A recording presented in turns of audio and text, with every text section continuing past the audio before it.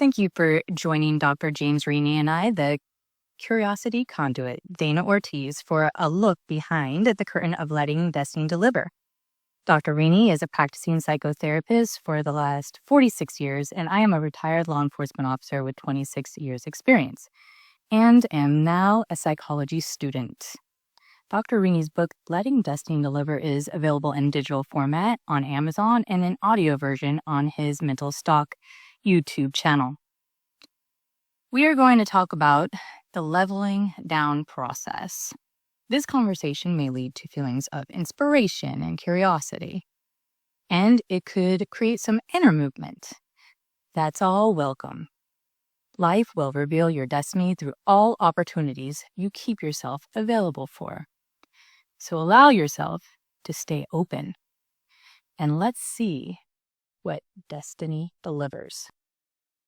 So a few recordings ago, it was explained that I was attempting to break down parts of your book for the average everyday person. And I was chuckling a bit because I've read your book. You were laughing too. I don't know if this was for the same reason or not. But with that said, you allude to a mythical average person. Can you explain why average is mythical? Well, because simply we can take the average age of the people in this room, and neither one of us would fit that age. So averaging is just that. It's if we were to equal everything out, each event, this would be how many would occur if we were to equal things out. But the if word is the key word there. So that's why it's magical, because that person doesn't exist. The average person doesn't exist. Okay, just like the average age in this room does not exist, but yet it is the average. Right. So when I had said before about the average everyday person, like I was laughing because what is that? Okay, well that's an excellent question in that, and this is kind of connected to the leveling down process. The way society works is we try to fit everybody with a one size fits all. And that is so contrary to letting destiny deliver, because to be mentally healthy, you have to recognize who you are as an individual, embrace and honor that, and have the strength and courage to be different.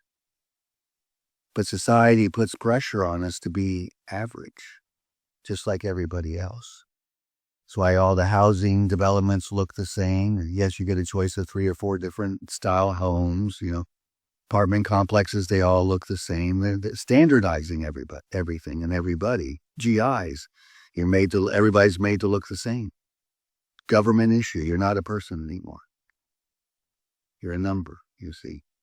And with that, you lose your individuality, you lose your identity, and without those, you lose mental health. And just for anybody listening, you really just explained everything that we're going to talk about here today.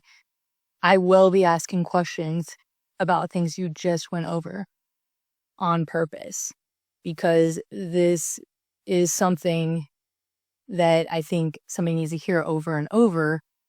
And I'll get into that a little bit later as to why. So for those who are unfamiliar with Dr. Carl Jung, can you explain the idea of the leveling down process for them?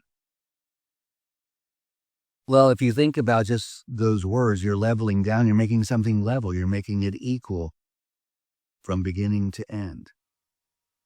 And what happens then, as we are born into this world, and whatever time period we're in, we're born into that time period. And for us, that's the way the world has always been, because that's the time period. And the world tells us how we should behave, what we should think, how we shouldn't behave, what we shouldn't think about, making us all the same. And in that way, it levels us down. It's like walking into an empty room and all the walls are white. Okay, there's no enrichment, there's no novelty, there's nothing there to stimulate the senses. Okay, but as individuals, if you think, I'm thinking about music. The artists that are the most successful are the ones that have the most unique voice. It's not the one that sounds like everybody else. And if somebody tries to imitate you and has the same voice as you, they won't be great like you are because they're just imitating somebody else. Like Ozzy. So that uniqueness is very much recognized and rewarded when it comes to the arts. But with everything else, it's like, no, we all have to be the same. But again, the problem with that is we never really get to know the self. And it's all ego-based. Because then, we have this boundary that, well, I identify with you, so I should be like you, but I don't identify with you, so I hate you and try to get rid of you. So rather than the self being the center of gravity, the ego then is the center of gravity. Okay. I would like to read a portion of your book. It says, science displaces the worth of the individual in favor of anonymous units. To the listeners, consider, when have you felt reduced to a label or statistic? And what have helped you feel seen again? Now, I wrote this, and I think that it would be a rare time when somebody would actually feel seen again, when they have felt like a statistic, unless they remove themselves from the complete situation. So, how does defining people by averages or statistics affect their sense of identity and potential? Well, it's like, in psychiatry, you get labeled, scientific label. For example, you're bipolar. And then people identify as bipolar. I had a client, he was labeled, diagnosed bipolar, and also referred to me. And whenever he was up, it was because he was bipolar. And whenever he was down, it was because he was bipolar. So it had nothing to do with him. His identity became his disorder. And all his behavior then got defined under that disorder. So that's one of the mindsets I had to break in him. Like he was a very, and still is, successful attorney, private, personal injury attorney, multimillionaire. And the psychiatrist who saw him said, you have depression and bipolar. Depression, bipolar, and anxiety. And any patient that I've seen like that is on disability within 6 months. Okay. And he was pretty down and out. He was bedridden, couldn't get up and out. But that wasn't the problem. The reason he was so unstable is because he was in a marriage that he didn't want to be in and wouldn't get out because he didn't want to harm the children. And once he was able to get out of that marriage, he became, through a process, well again, remarried and very happy. The children are adults and they're fine. But that was the thing that was, because he could no longer be himself. Everything he did was to meet his wife's approval, because that's how he existed in the marriage that he didn't want to be a part of, but lost himself in that process. So what I'm hearing is that it affects the identity and potential of the individual because it doesn't allow them to be authentic. Well, they then become the label. They become a label, and it doesn't cultivate growth. Doesn't help anything. Especially in psychology, it's great to have a label for it, but it doesn't change anything, doesn't fix anything. Okay, and then the scientific answer to that is we'll give you medication. It doesn't fix anything. It relieves symptoms, some more so than in others, and some it creates symptoms. But that scientific approach doesn't fix anything. You then are on that antidepressant for the rest of your life. You see, so because really what is key to mental health is self-actualization. But in order to actualize who you are, you have to be able to tune into who you are, not told who you are. And we don't teach, and that's why people don't see other people. They can't see themselves. Mm. And so all those labels, people do that. It's like, oh, if you're over 40, the odds of you finding someone and you're going to be alone for the rest of your life or this. And people buy into that. They buy into statistics. And that defines them, like when our two daughters, were very young, they were very cute and whatever and adorable. And everybody we run into, oh, just wait till they're teenagers. It's going to be the worst, And I wouldn't buy into that. And we had no problem with them when they were teenagers, you see. But a lot of people, it's that mindset. I've also heard, and don't know from personal experience, childbirth is like that. Because we share all these horror stories around childbirth. So therefore, people go in with the expectation that it's going to be horrible, because they've been told it, And so that's what I'm saying. It strips us of our who we really are. And we take on this pseudo identity of who we're not. And tuning into the self, people don't know how to do that. I mean, a lot of people, you ask them how they're feeling, I don't know. Or why does that bother you? I don't know. I mean, they are so not tuned in that they're disconnected. And you can't let destiny deliver if you're disconnected to the very source that is your destiny. It's a long answer, but... No, it's a good answer. So would a good example of leveling down be when someone has felt like they're just another body at work? They're just another number? Absolutely. Absolutely. So I'm curious, as a psychology student, in your clinical experience, what signals show that someone is beginning to level up or break the spell after being leveled down? Excellent question. And I like that because it's looking at the positive just rather than the problem, What can one feel? Like clients will come in and they come in, distraught in whatever way. And, hopefully and fortunately they'll say, I feel better, And really what's happening, that's what they're experiencing. But really what's happened is it's increased neural integration. If they leave here feeling worse, that's decreased neural integration. In other words, you confuse them more than you've brought about clarity, you see. And clarity is one of the things. And you find yourself being happier.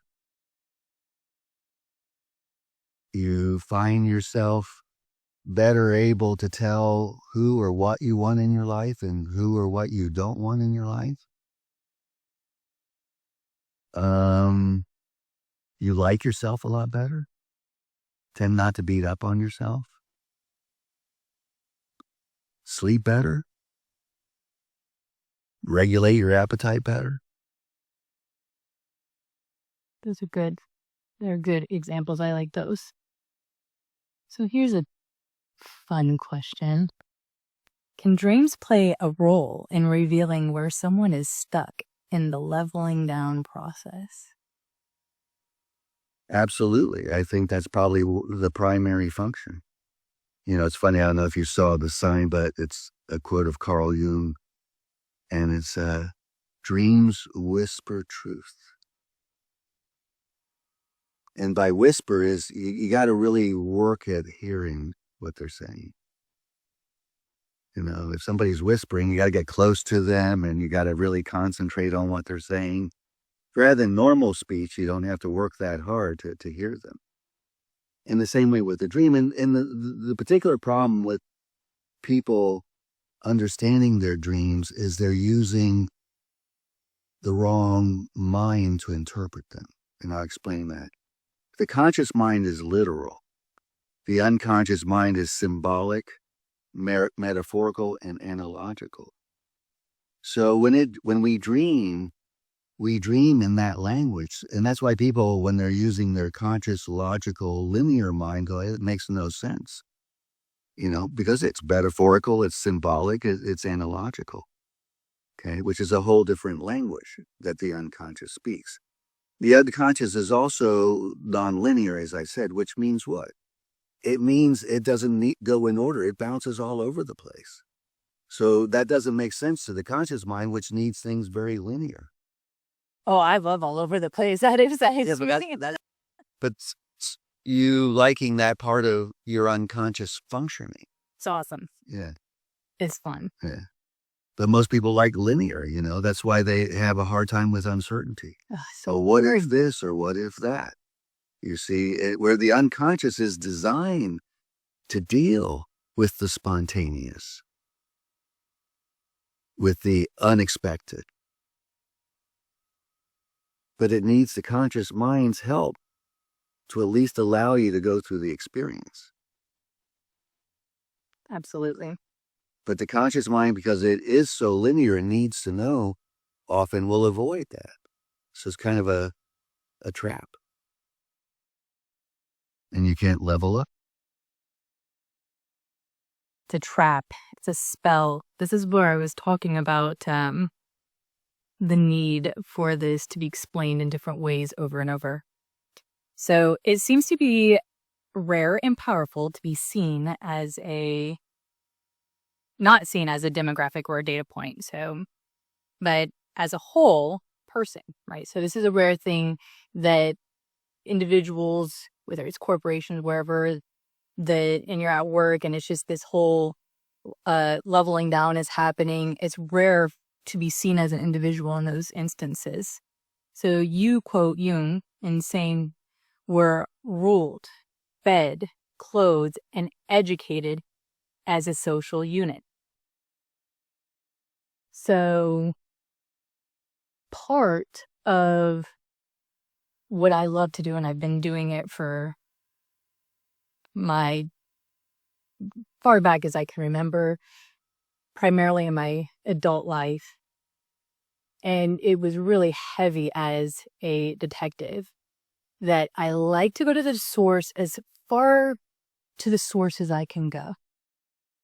So whether I'm reading a book or something of that nature, like I want to see the references that they use, that they were inspired. So I really like this quote, and you do a lot of referencing with Dr. Jung. So, of course, I look at the reference. And I go to buy this book, and I want the book. I don't want the digital form. I want the original book that I can get that's in English, not German. Okay. So I've been looking. Now, this particular book that I'm looking for, there's 2 out there that are for sale.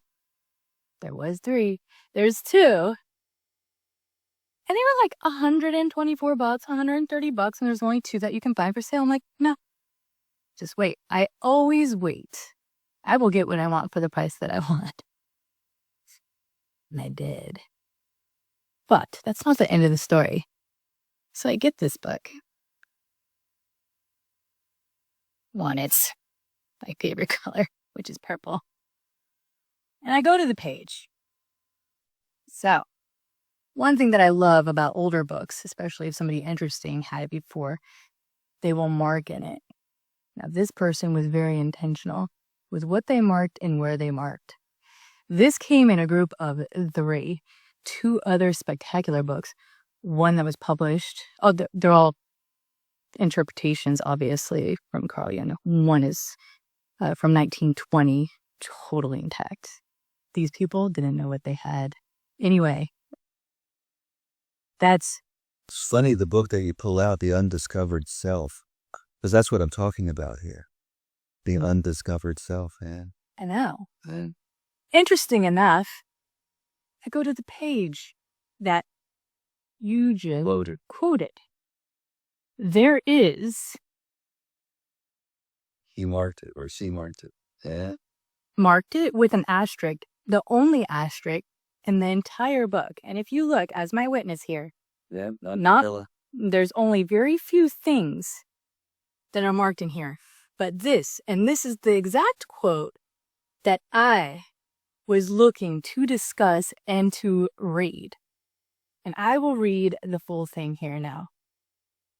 The individual is increasingly deprived of the moral decision as to how he should live his own life, and instead is ruled, fed, clothed, and educated as a social unit, accommodated in the appropriate housing unit, and amused in accordance with the standards that give pleasure and satisfaction to the masses.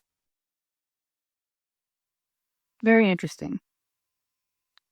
So here's something that I find interesting that most people don't know. Carl Jung and Albert Einstein were friends. In fact, Albert Einstein used Carl Jung to help him when he would get stuck with his law of relativity. Because one of the things that Einstein said was his laboratory was in his mind. He didn't have an actual laboratory. Everything he came up with, he did just by thinking. So he would use Jung to help him, come up with a metaphor or something unconscious that was going on to help him make breakthroughs. So I also find it fascinating because Albert Einstein redefined physics, and Carl Jung really redefined psychology from Freudian psychology, and was so right on, so ahead of his time, because so many of the things that he learned just by observing have now been scientifically proven with what we know about the brain and the mind. So having referenced him so much, I didn't know at the time that he and Einstein were like, two peas in a pod. It's neat. Yeah. Very cool people. So, what does it take to break free from that kind of conditioning? Because that's what that is. Like, you're being ruled, everything's just being handed to you. You're going around like, just sheep, just follow everybody. Well, there's a lot of distraction that goes on. Get distracted by football and get distracted by trivia and get distracted by all the things, an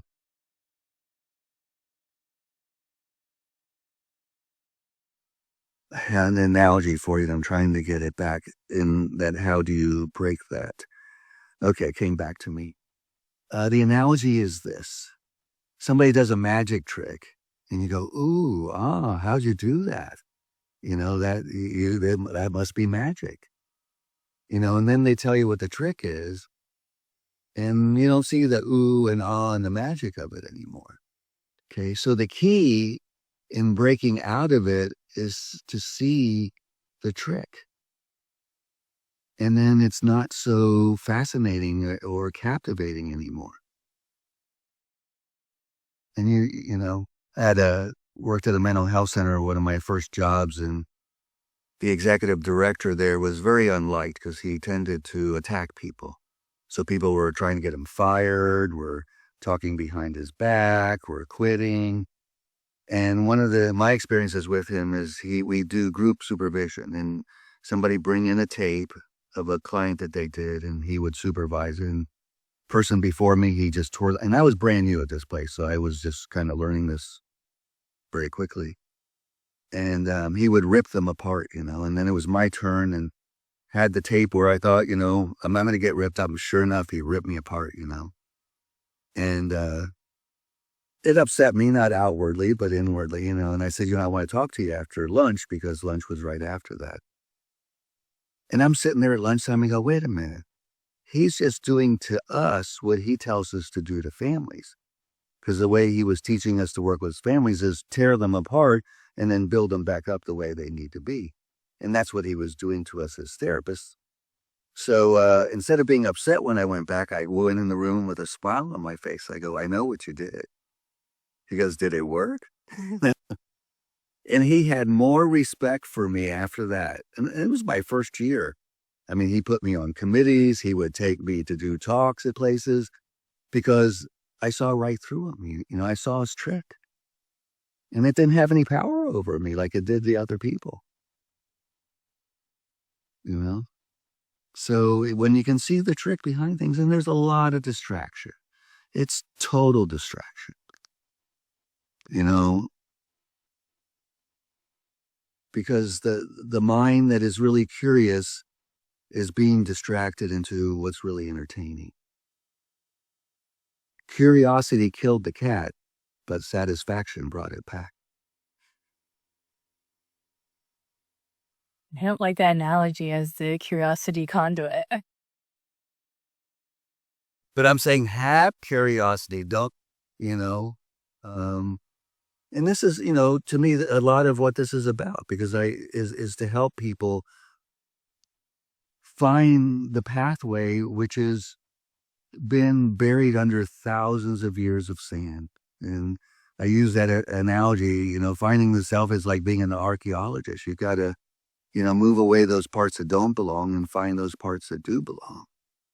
And it's impossible for people to do that anymore. There are too many distractions and too many ways to become distracted. And we're attached to a computer all the time, the phone. Yes, we are. And I definitely am. I know that. So, do you have anything else you would like to add? So we're at the end? We're at the end, yes. But I always want to make sure, to include you if you to add anything. I can go on forever and ever. So I will add this. In thinking about me doing this, one thing that is always hard for me to do is talk to an imaginary audience, for one.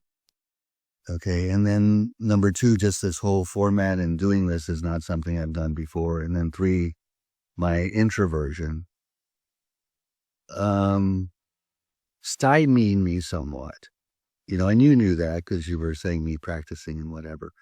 But I do feel at this point and moving forward that I'm unstymied. Yes. You are on fire. To me, you're an extrovert today. Thank you. Yes. You're most welcome. Okay, so thank you for joining Dr. Rini and I on this journey behind the curtain of Letting Destiny Deliver. Join us next time as we will be starting chapter 2, which covers the mind and body. Before we go, ask yourself, what part of your life might destiny be trying to speak through right now? Keep exploring, stay curious, and remember, destiny isn't something you chase, it's something you allow.